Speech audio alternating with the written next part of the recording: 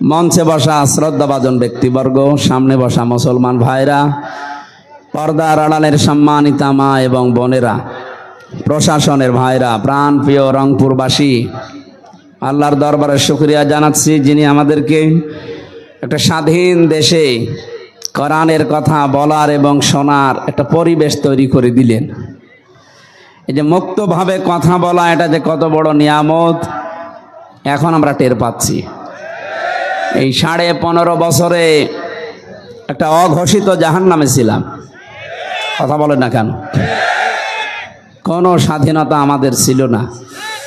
মনে হচ্ছিল যে সারা দেশের সব জায়গায় যেন জেলখানার মতো। ভেতরে তো 3 বছর ছিলাম, অত জেল, বাইরে এসে দেখলাম তাও আর একটা জেল। কারণ মানুষ যদি কথা বলতে না পারে, এটা যে কত কষ্টের কাজ। খালাকাল ইনসান আল্লামাহুল বায়ান। আল্লাহ তাআলা বলেন আমি মানুষ বানিয়েছি আর কথা বলা শিখিয়েছি। বিজ্ঞান এখন প্রমাণ করছে এই কথা তৈরি হতে আমাদের এই কণ্ঠনালীর ভেতরে 27টা স্তর আছে। এতগুলো স্তর পার হওয়ার পরে, ধাক্কা লাগার পরে একটা কথা তৈরি হয়। এটার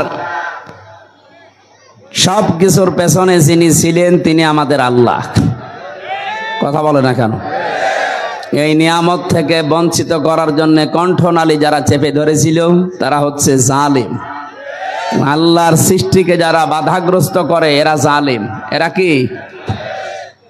এই ছেলে, এখন কি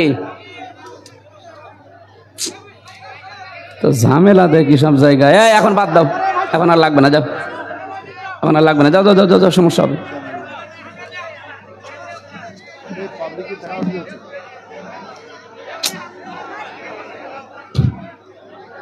তো দেরি করে আসলেন আপনারা, তো ডিস্টার্ব হবে 2-3 মিনিট, করা যাবে না, খুব তাড়াতাড়ি।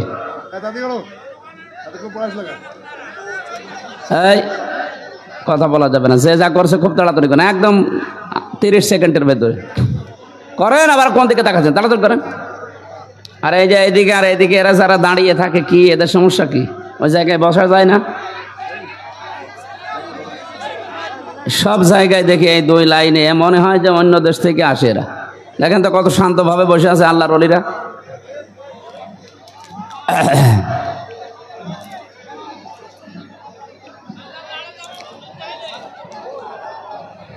আমি এর আগেও হাদিস শুনিয়েছিলাম, বিশ্বনবী জানিয়েছেন ধনীদের চাইতে গরিবেরা 500 বছর আগে জান্নাতে যাবে। সারা বাংলাদেশের ভেতরে রংপুর বিভাগের মানুষ যে গরিব এটা সবাই জানে নাকি? তো এই হিসাবে যে নবীর হাদিস, আপনারা তো জান্নাতে আগে যাবেন, এটা খুশি হয়ে বলেন আলহামদুলিল্লাহ। বিশাল ব্যাপার না? 500 বছর আগে, তাও দুনিয়ারে বছর না, 50 আলফা সানা মিম্মা তাউদ্দুন। আমরা 1, 2, 3 করে যেভাবে গণনা করি, মরণের পরে এক একটা দিন হবে এরকম 50,000 বছরের মতো লম্বা। ওই হিসাবে 500 বছর, কতদিন আগে আপনারা জান্নাতে যাবেন? অনেকে মনে করছে হুজুর মনে হয় আমাদের হাওয়া দিচ্ছে, আমরা মফিজ। না না, আপনারা মফিজ, তাতে কি হয়েছে? এটা হাওয়া না, এটা হাদিস। আপনারা 500 বছর আগে জান্নাতে যেতে পারবেন বাংলার অন্যান্য বিভাগের চাইতে। জবান খুলে শুকরিয়া আদায় করেন আলহামদুলিল্লাহ। এই যে কথা বলতে পারা, আমি বলছিলাম আল্লাহর একটা নিয়ামত। এটা বাধাগ্রস্ত করার জন্য যারা দায়ী ছিল তারা জালেম হয়ে মারা যাবে। কারণ আল্লাহর সৃষ্টিকে যারা বাধা দেয় এরা কি বলেন তো? জালেম। এই জন্য পুরুষের পোশাক যদি মহিলারা পরে, মহিলার সাজগোজ যদি পুরুষ করে, যতক্ষণ ওই অবস্থায় থাকবে আল্লাহর লানত বর্ষণ হবে। অথচ এই সিস্টেম চালু করার জন্য অনেকে লেগে গিয়েছিল উঠে পড়ি। নারীদের পোশাক পুরুষদের, পুরুষদের পোশাক নারীদের, এমনকি নারীতে নারীতে বিয়ে সমকামিতা পর্যন্ত শিক্ষা ব্যবস্থায় চালু করার কায়দা কৌশল আরম্ভ করেছিল। আপনি যতই বলেন যে আমি শরীফ থেকে শরীফা হয়ে গেলাম, ওইটা কি আসলে সম্ভব? বলেন। এটা একটা দুর্বিসন্ধি ছিল। রংপুর মেডিকেলে আপনার মেয়ে, আপনার ফুফু, আপনার বোন ওখানে পড়াশোনা করে। সকালবেলা শরীফ সাহেব, বিকালে বলছে আমি শরীফা হয়ে গেছি, তাহলে মহিলা হোস্টেলে আমার সিট দেন, দিল। ও জিনিস যতই শরীফ শরীফ শরীফাতে দাবি করুক, ও আসলে তো আগেরটাই আছে। ওরে যদি আপনি ওই মহিলা হোস্টেলে রাখেন, আপনার বোন, আপনার মেয়ে, আপনার ফুফু ঠিক থাকবে বলেন? এই কারণেই তো দেশের মুসলমানরা এটা মেনে নিতে পারেনি। এই দুর্বিসন্ধি থেকে আল্লাহ আমাদেরকে অলরেডি বাঁচিয়ে দিয়েছেন। আশা করছি যতটুকু আছে এগুলো যেন যারা ষড়যন্ত্র করেছিল তাদের অর্থ সম্পদ দিয়ে এই বিষয়টা আবার পাল্টানো হয়। কারণ শিক্ষা ব্যবস্থায় এখন এই যতগুলো সরঞ্জাম লাগবে এগুলো ছাপাতে, এগুলো বাস্তবে নিয়ে আসতে তো টাকা লাগবে। এই দরবেশের টাকা এখন সব নিয়ে আসা হোক, ৩৬,০০০ কোটি টাকা। এস আলম ইসলামী ব্যাংক থেকে ৭৫,০০০ কোটি টাকা মারিং কাটিং করেছে, এই টাকা নিয়ে আসা হোক। আমরা চাই এদেশের শিক্ষা ব্যবস্থায় যেগুলো ধ্বংস করা হয়েছে ওইগুলো আবার পুনরাবৃত্তি করা হোক। কথা বলেন ঠিক কিনা? কথা আমরা যারা বলতে পারছি, আমি খুব শর্টে কাটে কথা বলি। আমাদের দায়িত্বশীল যারা, বিশেষ করে মাওলানা রফিকুল ইসলাম খান, আমিরে জামাত ডক্টর শফিকুর রহমান কয়েকদিন আগে একটা অনুষ্ঠানে আমাদের জানিয়েছেন, জনগণের সামনে কথা বলতে হলে এই ডালপালা গজিয়ে আন্টি শান্টি করে উল্টাপাল্টা কিচ্ছু না বলে সরাসরি মূল কথাগুলো অল্প সময়ে তাদেরকে শোনাবেন। আর যেহেতু দিনের বেলা এখন প্রচণ্ড গরম, বসে থাকাও কষ্ট, আমার মনে হয় দুপুরের খাবার অনেকে না খেয়ে বসে আছেন। এখন যত ভালো কথাই বলি আপনার ভালো লাগবে না, কারণ গোডাউন এখন হাহা করছে। কথা বলে না কেন? এখন খাওয়া দরকার। আরে কমিটি তো আর ওইরকম উন্নত না যে আপনাদের ওই রকম ব্যবস্থা করবে। আমার এই যে খাবার খাওয়িয়েছে আল্লাহ জানে আর আমি জানি। রংপুর বিভাগের মানুষ গরিব, এই জন্য আমরা মেনে নিয়েছি, অসুবিধা নেই। কিন্তু আপনাদের মনে হয় ব্যবস্থা নেই নাকি? আছে না? নেই। কারণ আমি খাবার খেলাম তো, আমি দেখেছি। আপনাদের এত মানুষের খাবার দিতে গেলে ওদের শেষে পালিয়ে যাওয়া লাগবে। নতুন দিয়েছে এই অনুষ্ঠানটা, এই বছরেই মনে হয় প্রথম এদের জন্যে। আগামীতে ইনশাল্লাহ আপনাদের জন্য আয়োজন হবে। যে কথাটা বলতে চাই আমি, কোরআন শুনতে যারা আসে তাদেরকে আল্লাহ কিছু দায়িত্ব দেয়। কোরিয়াল কোরআনু ফাস্তামিউ লাহু ওয়া আনসিতু লাআল্লাকুম তুরহামুন। কোরআন শুনতে গেলে ১ নম্বরে শুনতে হবে, ২ নম্বরে চুপ থাকা লাগবে। এ ঘোষণা কার?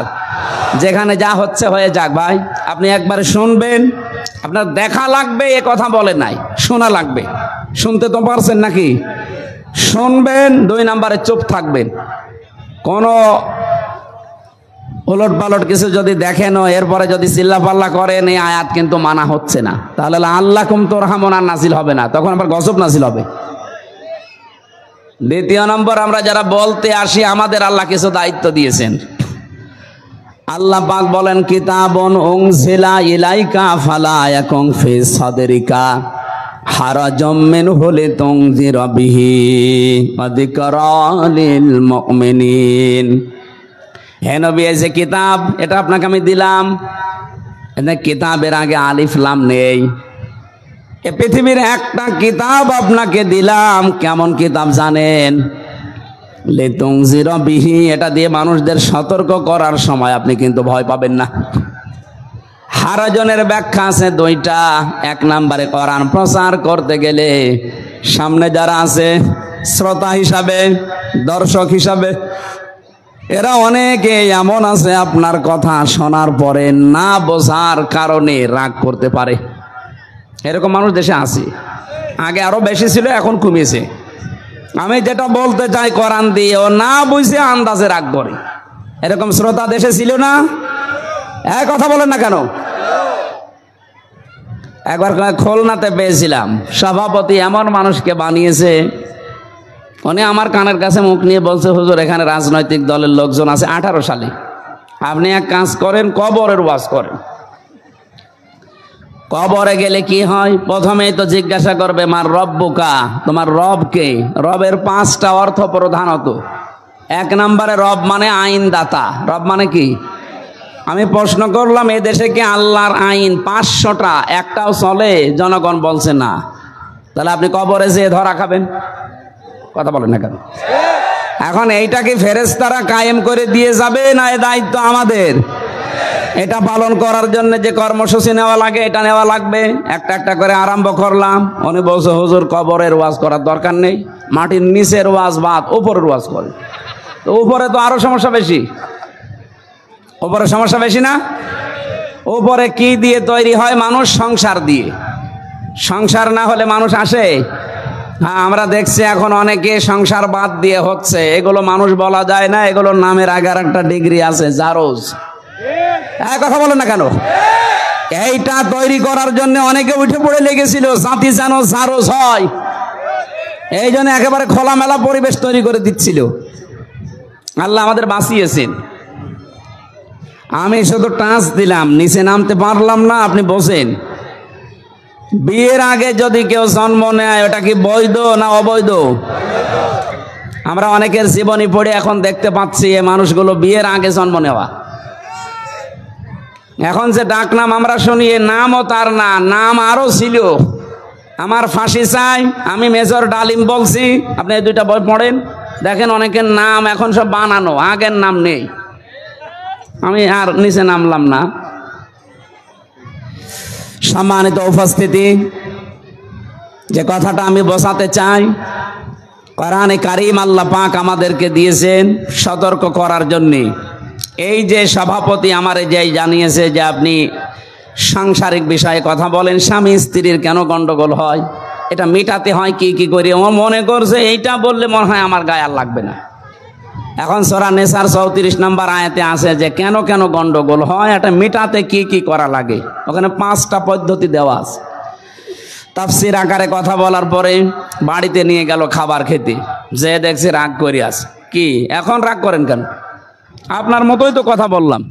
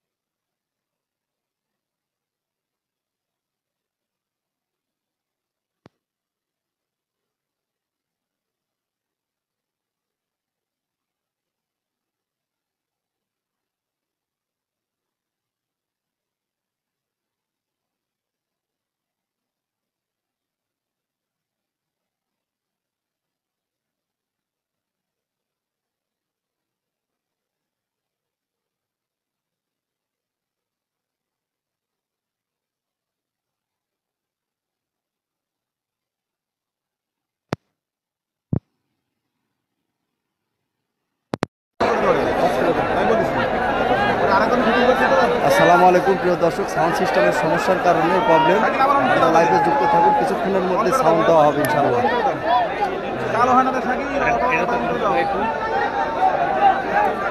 দর্শক, সাউন্ড সিস্টেমের প্রবলেম, একটু ওয়েট করেন, কিছুক্ষণের মধ্যে সাউন্ড আবার দেওয়া হবে ইনশাআল্লাহ।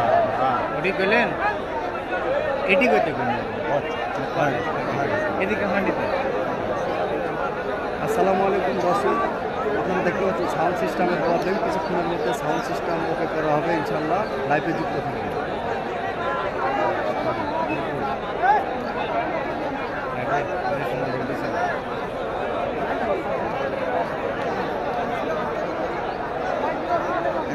এরকম জিনিস এরকম হয় বাবা।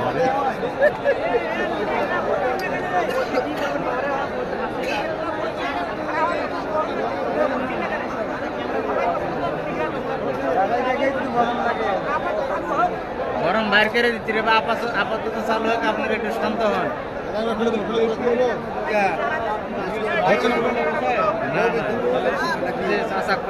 গরম লাগছে, লাইন আছে রে, লাইন আছে।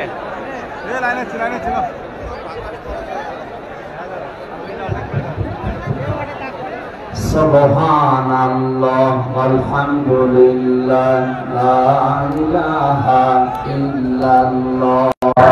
সুবহানাল্লাহ আলহামদুলিল্লাহ লা ইলাহা ইল্লাল্লাহ লা ইলাহা ইল্লাল্লাহ মুহাম্মাদুর রাসূলুল্লাহ।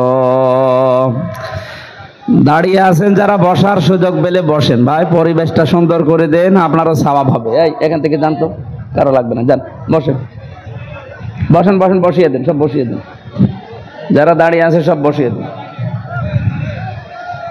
সুবহানাল্লাহ ওয়ালহামদুলিল্লাহ লা ইলাহা ইল্লাল্লাহ লা ইলাহা ইল্লাল্লাহ মুহাম্মাদুর রাসূলুল্লাহ। আলহামদুলিল্লাহ, আমরা কোরআনে কারিমের কথা শুনতে হলে যে নিয়ম নীতি বলা লাগে, সামনে আল্লাহর ওই ধরনটা সামনে বলছিলাম যে আল্লাহর কথা বলতে গেলে অনেকে না বুঝে রাগ করেন, আর অনেক মানুষ আছে নিজেদের মন মতো বানিয়ে ইসলাম পালন করেন। কোরআনের কথা বললে ওই বানানো ইসলাম তো টিকবে না, টিকবে? ওই তখন ওই মানুষগুলো রাগ হয়ে যায়। আল্লাহ বলেন, হে নবী, আপনার মনের ভেতরে কোনো ভয় ভীতি যেন কাজ না করে, কোরআনের সঠিকটা তুলে ধরবেন। কলিল হাক্কু মির রাব্বিকুম ফামান শাআ ফালিউমিন ওয়া মান শাআ ফালিয়াকফুর। সঠিক কথা তুলে ধরেন, হক কথাগুলো। যার ইচ্ছা হয় সে মেনে নিক, যার ইচ্ছা হয় সে অস্বীকার করুক। ইন্না আতাদনা লিজ-জালিমিনা নারা, আমি জাহান্নামের আগুন প্রস্তুত করে রাখলাম যারা জালেম তাদের জন্য। তাহলে এই আয়াত থেকে প্রমাণ হয় যারা হক কথা গ্রহণ করে না তারা আল্লাহর ভাষায় জালেম। তারা কি? আমরা জালেম যেন না হয়ে যায়। এখান থেকে যে কথাগুলো ডেলিভারি দেওয়া হবে আমরা আমাদের বাস্তব জীবনে মিলাই। আজকের আলোচনার বিষয় হচ্ছে নিরাপত্তা। কি বললাম বলেন তো? আমরা নিরাপত্তা চাই না? এটা একচ্ছত্র মালিকানা আল্লাহর, যেহেতু তার নামই শান্তি নিরাপত্তা। সালাম, সালাম কার নাম? উনি এই নামটা নিয়েছেনই শান্তি দেওয়ার জন্য। এটা যদি কিনতে পাওয়া যেত শান্তি, তাহলে দুনিয়ায় গরিব মানুষ শান্তিতে থাকতো না।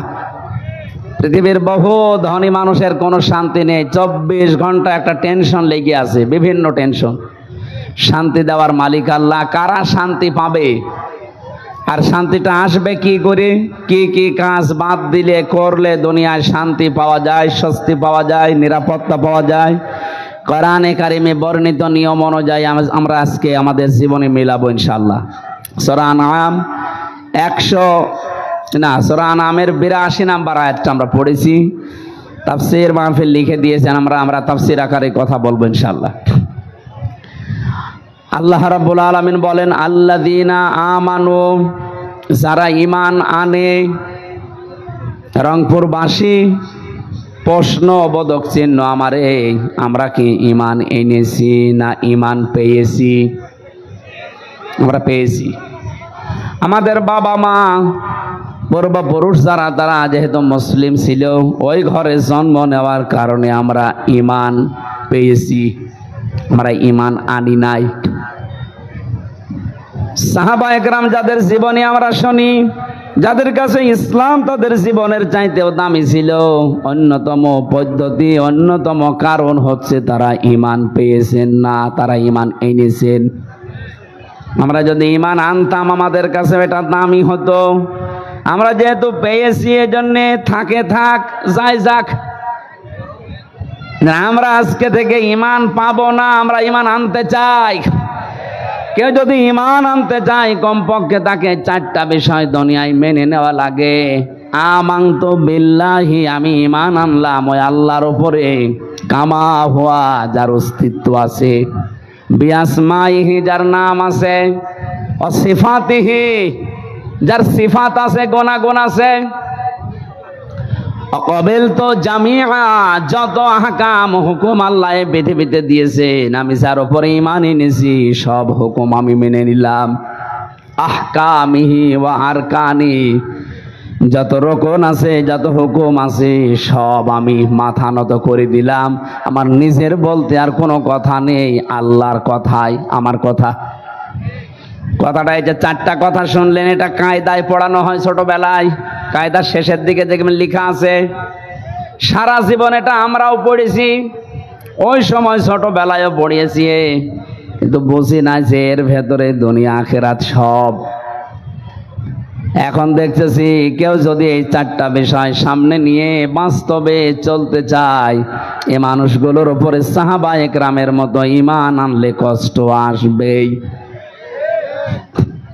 হযরতে বেলাল যখন এই 4টা শব্দ মেনে নেওয়ার পরে বলেছেন আমানতু বিল্লাহ, আমি ঈমান এনেছি, জুলুম, নির্যাতন, অত্যাচার যা দুনিয়ায় সব তার উপরে এসেছিল। আমরা যেহেতু ছোটবেলা থেকে কোনোদিন এভাবে চিন্তা করি না, ঈমান আনি না, আমরা ঈমান পাই, এই জন্য আমাদের কোনো ঝামেলা নেই। কথাটা শুনতে যত সহজ মনে হলো, বাস্তবে নিয়ে যাওয়া অত সহজ না। যে ব্যক্তি বলবে আমি ঈমান আনলাম, তার প্রথম দায়িত্ব হচ্ছে কামা হুয়া, আমি এমন আল্লাহর উপরে ঈমান এনেছি যিনি আছেন, যার অস্তিত্ব পর্যন্ত আছে। এটার সাথে পৃথিবীর যত ধর্মের অনুসারী সবার সাথে একটা সাদৃশ্য আছে, মিল আছে। আপনি যদি হিন্দুদেরকে জিজ্ঞাসা করেন, তোমরাও তো ঈমান এনেছ, কারণ তোমরা তো পূজা করো, তোমরা যার পূজা করো তোমাদের ওই দেবতার অস্তিত্ব আছে, ওরা বলবে নেই, মানে সামনে বসে আছে, তার মানে আমাদের আল্লাহর অস্তিত্ব আছে, আমরা শুধু স্বীকার করি, শুধু অনুভব করি, দেখতে পাই না। আর ওরা অনুভব না দেখে দেখে ইবাদত করছে। দ্বিতীয় নম্বরে আমরা এমন আল্লাহর উপরে ঈমান এনেছি যার নাম আছে, 1টা 2টা না, আল্লাহর নাম 5000। কত? আপনি হিন্দুকে জিজ্ঞাসা করেন তোমাদের দেবতা, বলে হ্যাঁ আছে। তোমাদের তো 5000, আমাদের 33 কোটি। ওদের দেবতার সংখ্যা কত? হয়তো নাম ওরা সবাই জানে না, কিন্তু দেবতা আছে 33 কোটি। সারা পৃথিবীতে এখন 4500 ধর্ম, সব ধর্মের দেবতা মিলে যা হবে এক হিন্দুদের দেবতা তার চাইতেও বেশি। তাহলে ওদের শক্তি সামর্থ্য সব দিক থেকে বেশি। আমরা এমন আল্লাহর উপরে ঈমান আনলাম, বিআসমাইহি, এসএমের বহু মজমা, আমাদের আল্লাহর নাম আছে, আমরা বলি 99টা না 5000 আছে। তাহলে হিন্দুদের চাইতে নামের দিক থেকে কম, কিন্তু নাম আছে। অন্যান্য ধর্মের সাথে একটা মিল পেয়েছি, যে যেই ধর্ম মেনে চলে ওই ধর্মের যারা অর্চনা করে, পূজা করে, যারা ইবাদত বলেন, মাথা নত করে, তাদের ওই দেবতার নাম আছে না নেই? তাহলে প্রথমটায় অস্তিত্ব আছে, দ্বিতীয়টায় নাম আছে, মিলে গেল। 3 নম্বরে অসিফাতিহি, তার গুণাগুণ আছে। হিন্দুকে জিজ্ঞাসা করেন তোমার দেবতার গুণাগুণ, বলবে হ্যাঁ আছে। দুর্গার গুণাগুণ হচ্ছে ফসলে বরকত দেওয়া। কথা বলছে না কেন? আপনারা জিজ্ঞাসা করেন যে দুর্গা যে নাম দিলে কি, এর গুণাগুণ কি, কি করে? বলে ফসলে বরকত দেয়। সরস্বতী কি করে? লেখাপড়ায় বরকত দেয়। যতগুলো নাম ওরা দিয়েছে প্রতিটি নামের ভেতরে একটা গুণ লুকিয়ে রেখেছে। কেউ ব্যবসায় বরকত দেয়, কেউ অসুখ বিসুখ সারে, কেউ চাকরিতে সাহায্য করে। আমরাও এমন আল্লাহর ওপরে ঈমান এনেছি যে আল্লাহর গুণ আছে, শুধু গুণ না, প্রতিটি গুণের কার্যকারিতা আছে। পৃথিবীর যত ধর্ম আছে শুধু ইসলাম বাদ দিয়ে প্রতিটি ধর্মের যারা দেবতা বলে দাবি করেন তাদের গুণ তারা বানিয়েছে, কিন্তু গুণের কার্যকারিতা নেই। আপনি দুর্গাকে ফসলের মাঝে বসিয়ে রাখেন, ফসল সহ দুর্গা চুরি হয়ে যাবে। কথা বলছে না কেন? সরস্বতীকে বসিয়ে রেখেছে, লেখাপড়ায় বরকত দেয়, বই সহ বিদ্যা সহ সরস্বতী চুরি করে নিয়ে যাবে, ও কিছুই করতে পারবে না। পৃথিবীর প্রতিটি ধর্মের যারা গরু মারে, দেবতা মানে, তাদের অবস্থায় শুধু নাম আছে, নামের কাম নেই। আমরা যার উপরে ঈমান এনেছি ওই আল্লাহর শুধু নাম না, প্রতিটি নামের কার্যকারিতা আছে। উনি নাম নিয়েছেন মালিক, অবশ্যই উনি মালিক। আল্লাহ পাক এমন মালিক, এই পৃথিবীর ময়দানে যারা সৃষ্টি বলে দাবি করছে যে একজন সৃষ্টিকর্তা আছে, তাদেরকেই তিনি জানিয়েছেন আলা লাহুল খালুক ওয়াল আমর তাবারাকাল্লাহু রাব্বুল আলামিন। আল্লাহ বলেন সৃষ্টি যার, হুকুম চলবে তার। হয়তো আল্লাহ একজন আছে, তিনি আমাদেরকে বানিয়েছেন। এই কথাগুলো অনেক ধর্মের মানুষের মূল ভিত্তি। আপনি হিন্দুকে জিজ্ঞাসা করবেন যে জগৎ বানিয়েছে কে, ও বলবে উপরওয়ালা। কে? শুধু হিন্দু না, আবু জেহেলকে ওই জামানায় জিজ্ঞাসা করেছিল ওয়ালা ইন সাআলতাহুম মান খালাকাস সামাওয়াতি ওয়াল আরদা লা ইয়াকুলুন্নাল্লাহ। হে নবী, আবু জেহেলকেও যদি জিজ্ঞাসা করেন আসমান জমিন কে বানিয়েছে, ও আবু জেহেল গ্যারান্টি দিয়ে বলবে আল্লাহ বানিয়েছে। তার মানে সৃষ্টিকর্তা যে একজন আছে এটা আবু জেহেলও বিশ্বাস করতো। কথা বলে না কেন?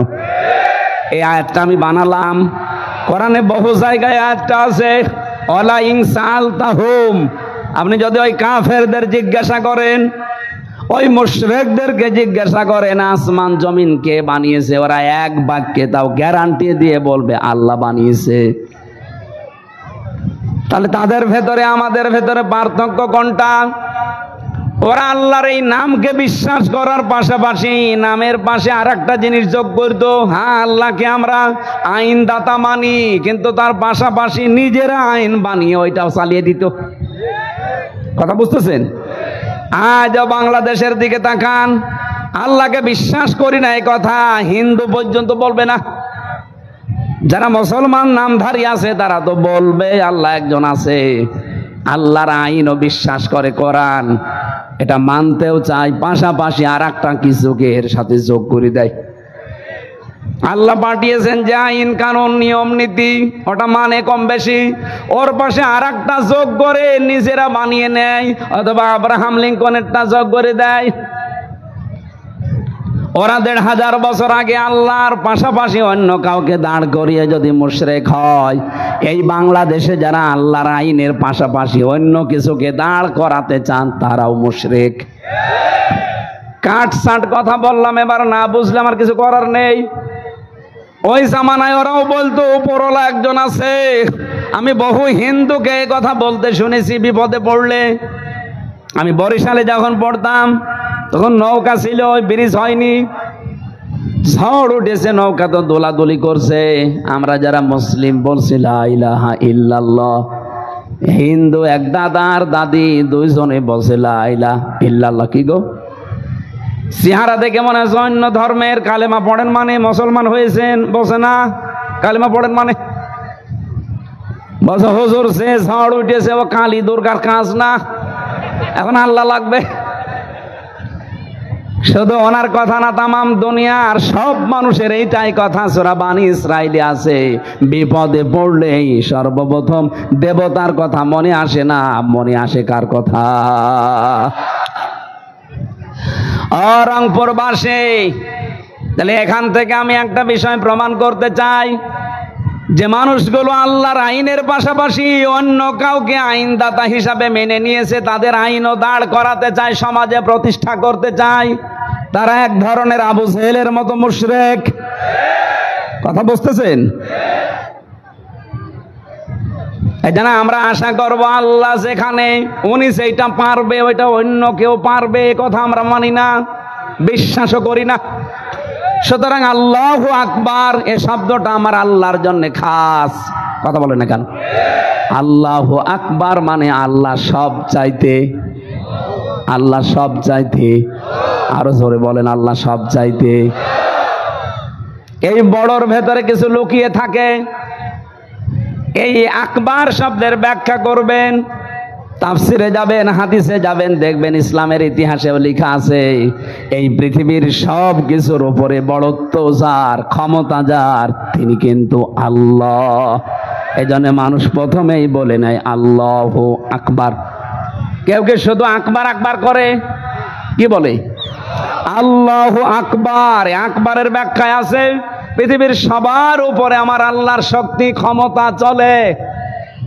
ক্ষমতার উৎস জনগণ নয়। কে? যারা বলেন ক্ষমতার উৎস জনগণ, তাদের ইমান আর আবু জেহেলের ইমান এক। সুতরাং এটা পাল্টাতে হবে। হয়তো আপনি না বুঝে এরকম কাজ করেন, আজকেই সিদ্ধান্ত পাল্টিয়ে যান। যাদের দলের ভেতরে ক্ষমতার উৎস জনগণ এই শব্দ আছে, এই দলে আমি আর নেই। এটা রাজনীতি নাকি? এটা আসল নীতির কথা বললাম। এখন আপনি মানতে পারেন না, ওটা আপনার ইমানের ব্যাপার। আপনি যে মুশরিক হয়ে মরে যাচ্ছেন আবু জেহেলের মতো, আপনি টের পাচ্ছেন? আরে ভাই, আপনাকে আমি বাঁচাতে চাই, আমার কোনো স্বার্থ এখানে নেই। আপনি জাহান্নামে গেলে শেষে আমার আবার জবাব দেওয়া লাগবে যে গেলে কেন বললে না সঠিকটা। আমি আমার ইমান থেকে বলছি, যাদের এই বিশ্বাস আছে যে ক্ষমতায় জনগণ বসাতে পারে তারা মুশরিক। বলেন না কেন? ক্ষমতায় বসানোর একচ্ছত্র মালিকানা কার? আরো জোরে। এই আয়াতকে আমি বানিয়েছি। সূরা আলে ইমরানের 26 নম্বর আয়াতে আছে কুলিল্লাহুম্মা মালিকা মান তাশা। আর যে এই জেনারেল একটা ছেলে বিড়ি খায় না, মা বাবার সাথে বিয়াদবি করে না, ডাল খায় না, কোন মহিলার সাথে উল্টা পাল্টা কোনো লাইন নেই, এর চাইতে আপনার কি চান একটা জেনারেল ছেলের কাছে? বলেন। ওকে মাদ্রাসায় পড়েছে, মক্তবে পড়েছে, ও কলেজে পড়ে, বিশ্ববিদ্যালয়ে পড়ে, তাই যদি ওর আচরণ এই হয়, ওকে গড়ে তুলছে কি করে দেখছেন না? চারিদিকে একেবারে গনায় হাবুডুবু খাচ্ছে, সেখানে এই জায়গায় টিকে থাকা কত কঠিন।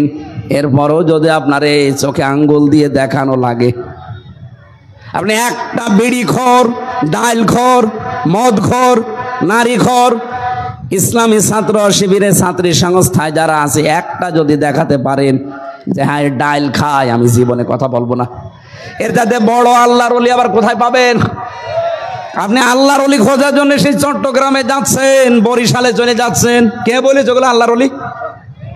যাদের কোনো কাজ নেই, কাম নেই, শুধু বসে বসে খায়, এগুলো আল্লাহর ওলি, আল্লাহর শত্রু। এগুলো আল্লাহ মানুষকে বানিয়েছে এই কাজ করার জন্যে। যোগ্যতা অর্জন করেন, পৃথিবীকে কিছু দিয়ে যান। যারা বলেন ইন্নাল্লাযীনা আমানু ওয়া আমিলুস সালিহাত, যারা ঈমান আনে আর আমলে সালেহ করে, এই ব্যাখ্যাটা অনেকে বাস্তবতা বোঝে না। সালেহ এই শব্দটার শাব্দিক অর্থ হচ্ছে যোগ্য। সালেহ মানে শুধু নেক না, শুধু সৎ না।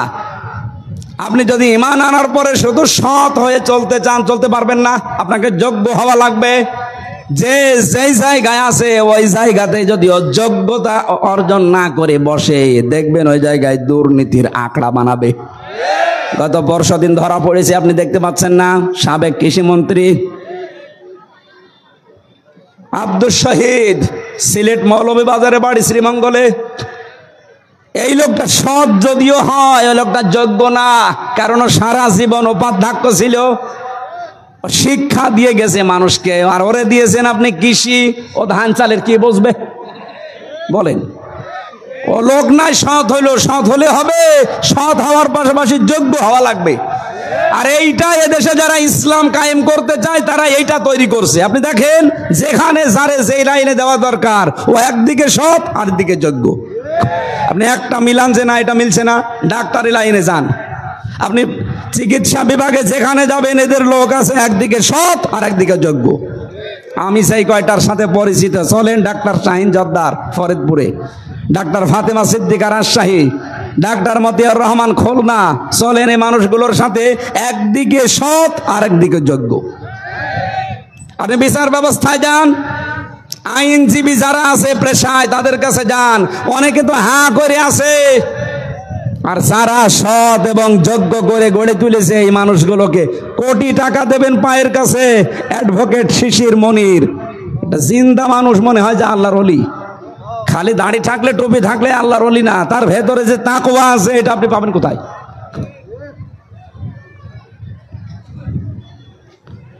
এই লোকটার বাড়ি থেকে এখন টাকার বস্তা বের হচ্ছে, স্বর্ণের বস্তা বের হচ্ছে, গতকালকের রিপোর্ট। আমি জানছি এই লোকটাকে যদি শিক্ষা ব্যবস্থায় যেত কিছু না কিছু করতে পারতো, ওরে দিয়েছে কৃষি মন্ত্রী, ওরে যদি আপনি পিটিয়ে মেরে ফেলেন 1 বিঘা জমিতে কয় মন ধান হয় ও সাদা বলতে পারবে না, কারণ ও জীবনে তো মাঠে যায়নি।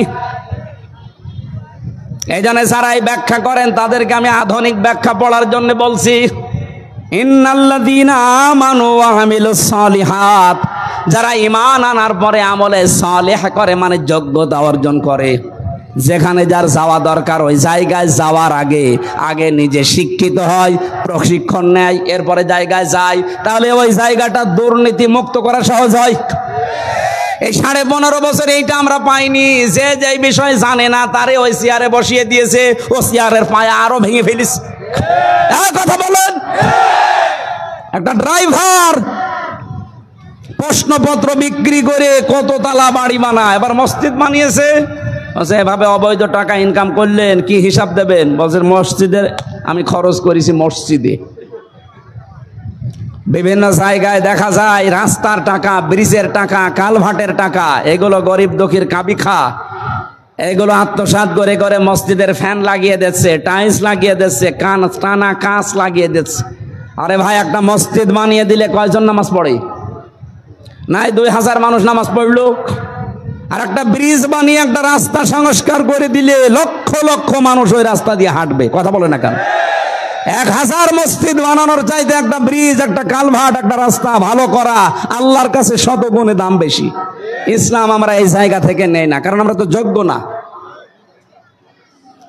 রংপুরবাসী আমি বলছিলাম, আমার আল্লাহর উপরে আমরা ঈমান এনে হা করে আন্দাজে না বুঝে না, আমি ঈমান এনেছি আল্লাহর উপরে যার গুণ আছে এবং গুণের কার্যকারিতা আছে। উনি সেই নাম নিয়েছেন, প্রতিটি নামের কার্যকারিতা আছে।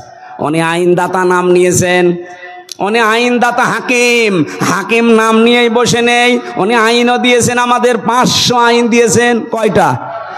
উনি রাজ্জাক নাম নিয়েছেন, রিজকের ব্যবস্থা করেন। উনি যদি রাজ্জাক নাম না নিত, পৃথিবীর বিশাল সৃষ্টি, এক একটা তিমি মাছ যে খাবার খায় আমার মতো 1000 হামজা মিলে খেতে পারবে না। রংপুরবাসী তিমি মাসের এত টন খাবারের ব্যবস্থা রাজ্জাক নামের কারণে যদি আল্লাহ করতে পারে, আমার মতো হামজার 150টা খাবার লাগে, এই খাবারের ব্যবস্থা আল্লাহ পারবে না? কোন কারণে আমার বাম হাতের ইনকাম করা লাগবে বলেন?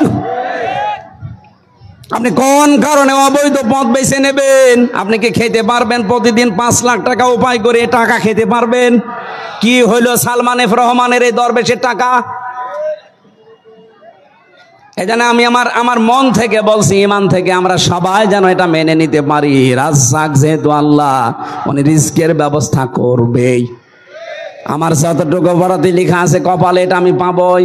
অবৈধ পথে গিয়ে টাকা ইনকাম হবে না তা না, কোটি কোটি টাকার ব্যালেন্স হবে আপনার ওই অবৈধ টাকা ভোগ করার জন্য আপনার বউ, আপনার মেয়ে, আপনার ছেলে 2 পায়ে খাড়া, কিন্তু এই অবৈধ টাকা ইনকাম করে যে পাপ হয়েছে, ওই পাপ আপনার বউ মেয়ে নিতে রাজি না। ওই যে বউ দাঁড়িয়ে আছে, জিজ্ঞাসা করেন তো কার বউ এটা? করেন আপনি যাওয়ার জন্য অবৈধ ইনকামের একেবারে বাবা শাহজালাল সব হালাল করে যাচ্ছেন।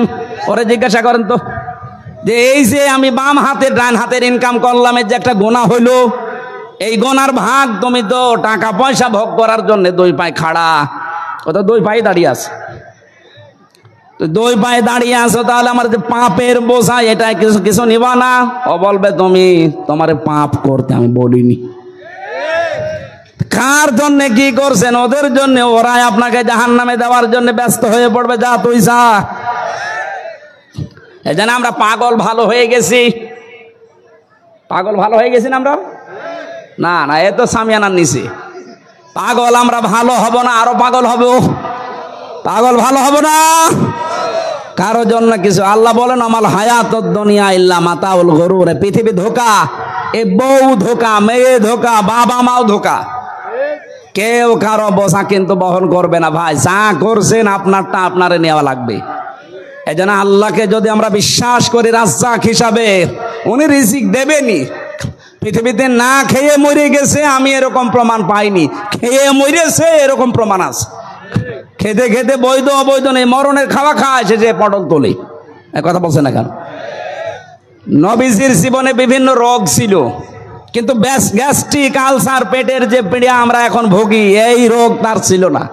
কারণ উনি খাবারের আগেই 3টা সুন্নত মেনে চলতেন, আর খাবারের পরে একটা সুন্নত কম বেশি মানতেন। খাবারের আগে নিজের পেটকে 3 ভাগ করে ফেলতেন, 1 ভাগ খাবার, 1 ভাগ পানি, আর 1 ভাগ হজমের জন্য খালি রাখতেন। আর খাবারের পরে এটা যেন দ্রুত হজম হয়, এই জন্য মিষ্টি জাতীয় কিছু খেতেন। আর আমরা খাবার খেতে খেতে টুটি পর্যন্ত খাই।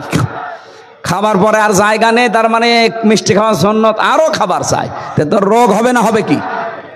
এই জন্যে প্রত্যেকের শরীরের ভেতরে এই রোগ এখন ভরা, গ্যাস্ট্রিক, আলসার। এই কথা বলছে না কেন?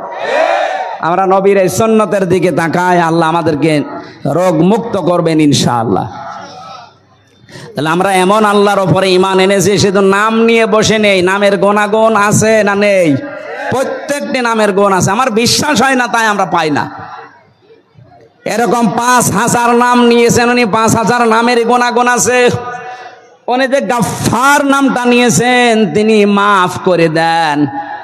এই নামটা যদি না নিতেন, আমরা যা অপরাধ করি 1 সেকেন্ডও শ্বাস ফেলার সময় পেতাম না। ওমা সাবাকুম মিন মুসিবাতিন ফাবিমা কাসাবাত আইদিকুম ওয়া ইয়াফু আন কাসীর। আল্লাহ পাক বলেন, জলে স্থলে যে বিপদ আপদগুলো তোমাদের উপরে আসে, এগুলো সব তোমাদের হাতের কামাই করা। অধিকাংশগুলো আল্লাহ মাফ করে দেয়। আল্লাহ যদি মাফ না করে যা করো সব অপরাধের শাস্তি দুনিয়ায় দিত, শ্বাস ফেলার সময় পেতে না। সুতরাং এই নামটা থেকে শিক্ষা হচ্ছে, উনি যেহেতু গাফফার নাম নিয়েছেন, উনি মাফ করবেন, কিন্তু মাফ করবেন শুধু ওনার নিজেরটা। আপনি যেটা ওনার সাথে করেছেন, ওনার হক, ওনার অধিকার ছিল, আপনি তাকে সেজদা দেবেন, দেননি। আপনি তার হুকুম মতো হজ করে আসবেন, সম্পদ থাকলে করেননি, এগুলো উনি মাফ করে দেবে।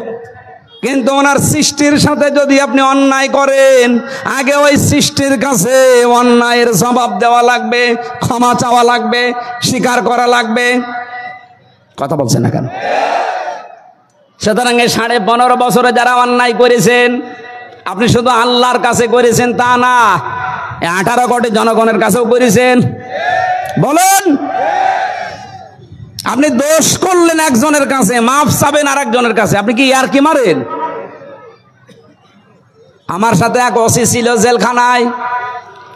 আমি তাওবার ব্যাখ্যাটা একদিন বলার পরে আমারে বলছে, হুজুর এই যে নির্বাচনটা গেল, রাত 12টার পর থেকে আমার লোকজন নিয়ে আমি আল্লাহর নামে ভোট কাটা আরম্ভ করলাম। নাম নিয়েছে কার? আল্লাহর নামে আরম্ভ করলাম। ফজর পর্যন্ত পুরা বাক্স ভর্তি করে বাক্স পাঠিয়ে দিলাম। এবার আমি নিজে গোসল করে ওযু করে নামাজ শেষ করলাম। এরপরে তাওবা করলাম, আস্তাগফিরুল্লাহ। আমার তাওবা কি হয়েছে? আমি বললাম, না এটা ইয়ার কি হয়েছে, এটা তাওবা হলো? আপনি কি আল্লাহর কাছে অপরাধ করেছেন যে আস্তাগফিরুল্লাহ পড়ছেন? আপনি অপরাধ করেছেন এদেশের 16 কোটি 18 কোটি জনগণের কাছে। কথা বলেন না কেন? সুতরাং আপনাকে মাফ চাওয়া লাগবে, স্বীকার করা লাগবে জনগণের কাছে। এই জন্য যে যেই ধরনের অপরাধ করেছেন, কেউ গুমের সাথে, কেউ খুনের সাথে, কেউ আয়না ঘরের সাথে, কেউ আত্মসাৎ করার সাথে, কেউ চুরির সাথে, কথা বলছেন এখন, কেউ চাঁদাবাজির সাথে, কাউকে কষ্ট দেওয়ার সাথে, এই 15.5 বছরে যে যেই ধরনের অপরাধে লিপ্ত ছিলেন, যার সাথে করেছেন এইটা, আগে তার কাছে যান, কথা বলা লাগবে। তার কাছে যাওয়ার পরে সে যদি বলে না আমার এই 20 লাখ টাকা ক্ষতি করেছেন, আগে ওই টাকা ফেরত দেন, আগে ফেরত দেবেন, এরপরে বলবেন আস্তাগফিরুল্লাহ। আমার মনে হয় এই তাওবা যদি বাংলাদেশে আরম্ভ হয়, 15.5 বছরে যে যা করেছে ও ফকির হয়ে যাবে। আর এতদিন যাদের কাছে এই ঝামেলায় ছিল, তারা এখন আবার স্বাভাবিক অবস্থায় ফিরে যাবে। এর দুইটা লাভ হবে। এক নম্বরে যে মুসলিম মানুষগুলো তাদের কিছু কিছু ফেরত পাবে, বাকি আগামীতে কোনো জালেমও যদি চেয়ারে বসে চিন্তা ভাবনা করে চেয়ার চালাবে।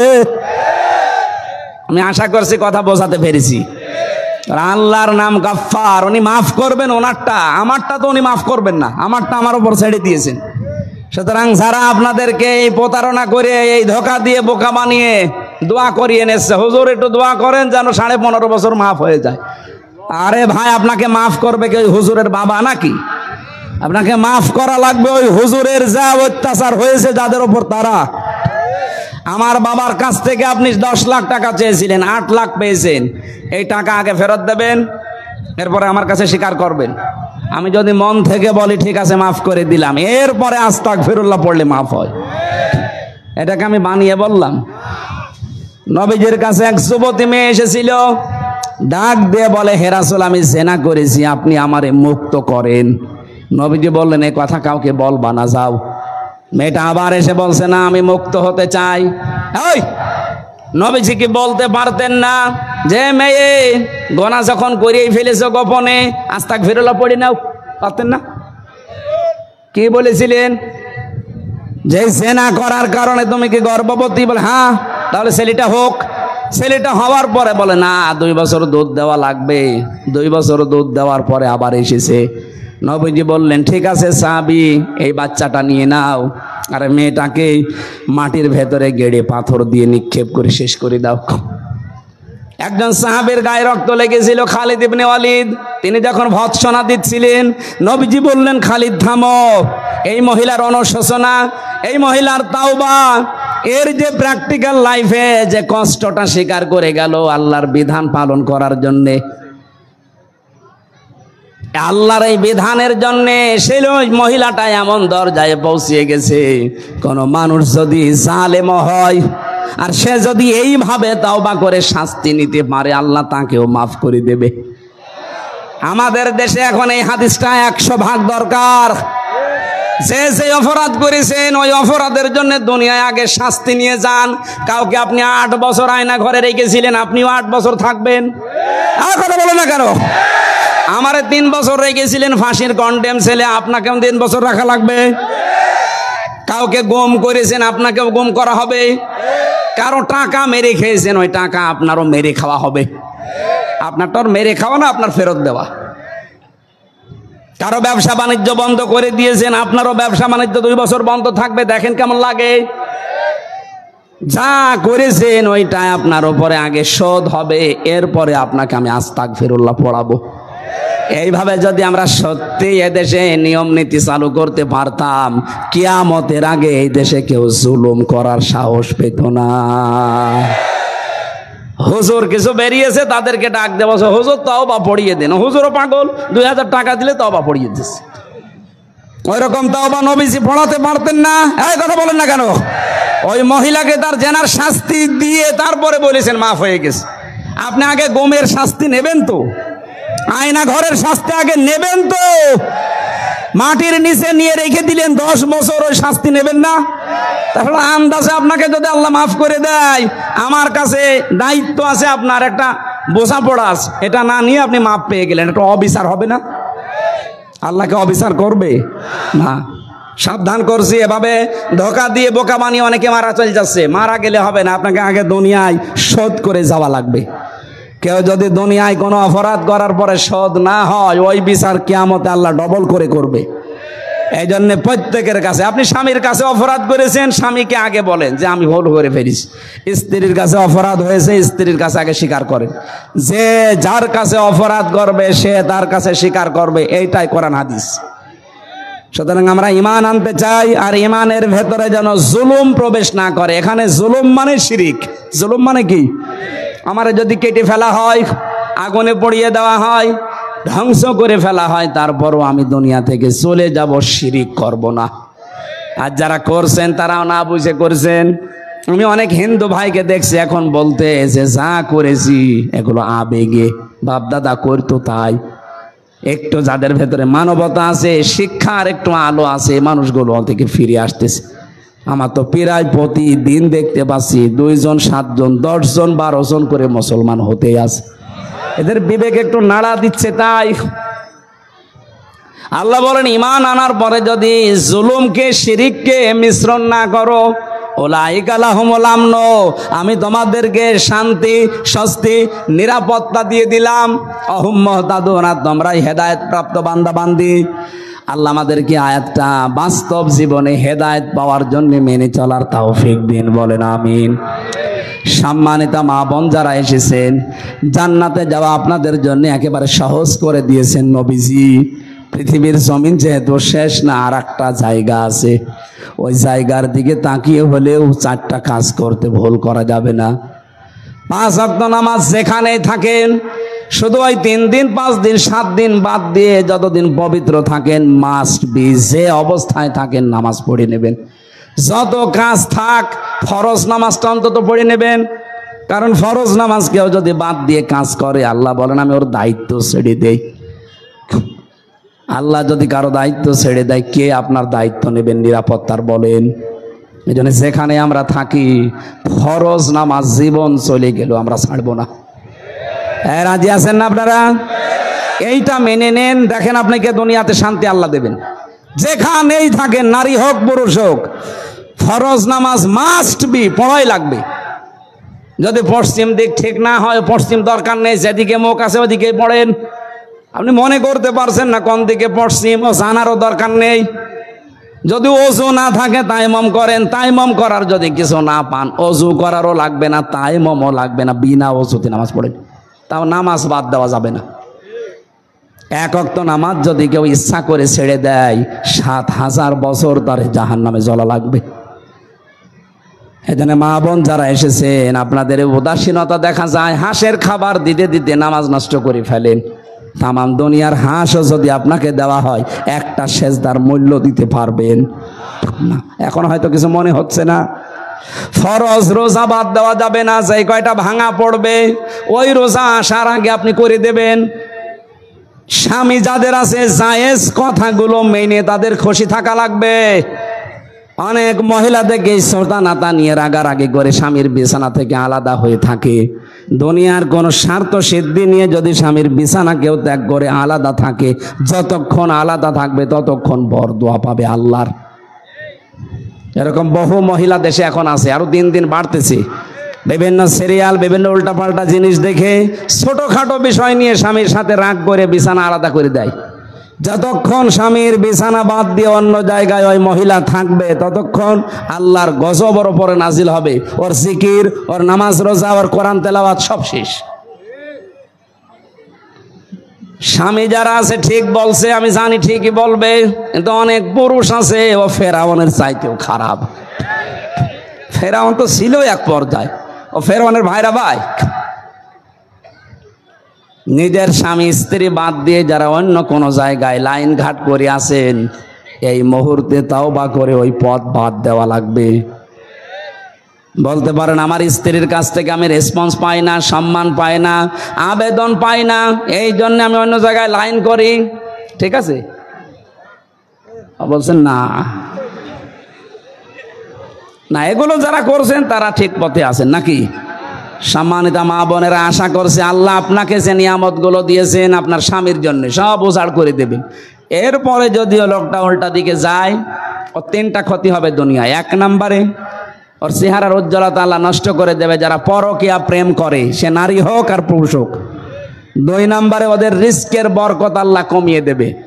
3 নম্বরে ওই মানুষটা মারা যাওয়ার সময় আর ঈমান পাবে না, যদিও নামাজ পড়ে, রোজা রাখে, হজ করে আস। পরকীয়া প্রেমের সাথে যারাই জড়িত, নারী পুরুষ যেই হোক, ওটা শয়তানের ধোঁকায় করে এ মরণের সময় বেঈমান হয়ে মারা যাবে। বলেন নাউজুবিল্লাহ। আল্লাহ আমাদের এরকম রোগে যারা রোগী আছে, মুরব্বী মানুষের তো এই রোগ নেই, অল্প বয়সী যারা, এদের যদি এই রোগ থাকে তারা আজকে থেকেই পাল্টাবো, জীবনে আর পরকীয়ায় যাব না। কারা হাত তোলেন তো দেখি। ও এই লাইনে, সবই এই লাইনে আছে, আপনারা থাকেন। পর্দায় থাকা লাগবে। পর্দা মানে শুধুমাত্র কালো বোরকা পরে ঘুর করে ঘোরা না। পর্দার বিধান হচ্ছে 14 জন পুরুষের সামনে আপনি যেতে পারবেন, মুখমণ্ডল, হাতের কবজি, পায়ের পাতা খোলা রেখে। বাকি দুনিয়ায় কারো সামনে যেতে হলে এই 3টা জায়গা বাদ দিয়ে পুরা শরীর মাস্ট বি ঢেকে রাখা লাগবে। আর যদি আরো আজিমাত করতে চান সর্বোচ্চ পর্দা, তাহলে চোখ বাদ দিয়ে পুরা শরীর ঢেকে রাখা লাগবে। আমার কথা বোঝা গেছে হয়তো। আপনার বাবার সামনে, আপনার ছেলের সামনে, আপনার ভাইয়ের ছেলে, আপনার বোনের ছেলে, আপনার জামাই, যেটা, এদের সামনে মুখ খোলা, হাতের কবজি, পায়ের পাতা এগুলো খুলে তাদের সামনে যেতে পারবেন। এই 14 জনের ভেতরে এরা আছে, কিন্তু স্বামী নেই। স্বামীর কাছে মেয়ে লোকের কোনো পর্দা নেই। কোনো মহিলা স্বামীর সামনে যত খোলামেলা থাকবে, ও যদি পছন্দ করে যে আমার বউ ঐশ্বরিয়ার মতো থাকলে আমার ভালো লাগে, আপনি দরকার আরো সব খুলে রাখবেন, হ্যাঁ, কোনো অসুবিধা নেই। কিন্তু আপনার স্বামী যেইভাবে চাইবে, তার রুচিতে নেয়, ওইভাবে থাকবেন। এটা একটা ইয়ারকি মারা না, এটা ইবাদত। স্বামীকে সন্তুষ্ট করার জন্য, আকৃষ্ট করার জন্য যদি সাজে কোনো মহিলা, যতক্ষণ সাজবে, নফল নামাজ পড়লে যে সওয়াব হয় ওই সওয়াব পাবে। ওরা ঘরের ভেতরে অধিকাংশ উল্টাপাল্টা পোশাক পরে, ময়লা পোশাক পরে থাকে। আর যদি জানে যে মার্কেটে যাবে, কোনো অনুষ্ঠানে যাবে, এদের সাজ বেড়ে যায়। এটা ইহুদি মেয়েদের অভ্যাস। ঘরে থাকে ময়লা, বাইরে গেলে পরিষ্কার হয়ে যায় না, এটা ইহুদিদের মেয়েদের অভ্যাস। মুসলিম মেয়েদের অভ্যাস যেন তৈরি না হয়। আপনি নিজের শরীরকে পর্দায় রাখার চেষ্টা করেন। সালোয়ার কামিজ বানাবেন, শাড়ি পরা বাদ দিন। শাড়িতে পর্দা আদায় হয় না, নামাজও হয় না। কারণ যদি সেজদায় গিয়ে আঁচল মাথা থেকে পড়ে যায়, আপনার নামাজ বাদ, চুল দেখা যাবে। এই জন্য সালোয়ার কামিজ বানাবেন, আশা করছি এটা দ্বারা পর্দাও আদায় হবে। হঠাৎ করে কোনো পরপুরুষের সামনে পড়ে গেলেও আপনার পর্দার মতো ফরজ বিধান লঙ্ঘন হবে না। আল্লাহ আমাদেরকে হাতের পর্দা, মুখের পর্দা, চোখের পর্দা, অন্তরের পর্দা এটা মেনটেন করার তৌফিক দিন। আল্লাহুম্মা আমিন। লা ইলাহা ইল্লা আনতা সুবহানাকা ইন্নী কুনতু মিনাজ জালিমিন। আল্লাহ তাআলা আসরের নামাজ সমাগত, তোমার শান্তি, স্বস্তি, নিরাপত্তা পাওয়ার জন্য যে আয়াতটা পড়েছিলাম, শিরিক থেকে, জুলুম থেকে আমাদেরকে তুমি বাঁচাও। তোমার পক্ষ থেকে শান্তি দাও, আমাদেরকে হেদায়েতের উপরে থাকার তৌফিক দাও। এই আয়োজনে যারা ইনভলভড আছে, যারা এর সাথে জড়িত আছে, এই যুবকদেরকে যে মা পেটে নিয়েছে, মায়ের পেট খাদিজার মতো বানিয়ে দাও। রব্বুল আলামিন, সম্মানিত মা বোনেরা বিভিন্ন জায়গায় দাঁড়িয়ে বসে আছে, এদের নিজের বাবা মা ছেড়ে যারা স্বামীর বাড়িতে এসে অশান্তিতে আছে, আল্লাহ তুমি শান্তি দাও, স্বামীর সোহাগিনী বানিয়ে দাও। অনেক পরিবারে শ্বশুর শাশুড়ি আর স্বামীর জন্য পরিবারটা জাহান্নাম হয়ে আছে, এই পরিবারটা আল্লাহ তুমি মেহেরবানি করে মেয়েটাকে শান্তি দাও, ওই মেয়েটাকে তুমি শান্তির ব্যবস্থা করে দাও। যে সমস্ত স্বামী ফেরাউনের মতো হয়ে গেছে, আল্লাহ তুমি তাদেরকে হযরত আলীর মতো বানিয়ে দাও। যে সমস্ত স্ত্রী লূত নবীর স্ত্রীর মতো আছে, তাদেরকে ফাতেমাতুজ জহরার মতো বানিয়ে দাও। এলাকায় যত মাটির নিচে কবর আছে, আল্লাহ কবরগুলো জান্নাত বানাও। সম্মানিত সভাপতি, প্রধান অতিথি সহ যত আলেম এসেছে, আলেমদেরকে আলেম হিসাবে তুমি মেনে নাও। আগামীতে অনুষ্ঠানটা কোরআনের জন্য আরো বড় করে কবুল করে নাও। বারাকাল্লাহু লানা ওয়া লাকুম ফিল কোরআনিল আযীম। আমি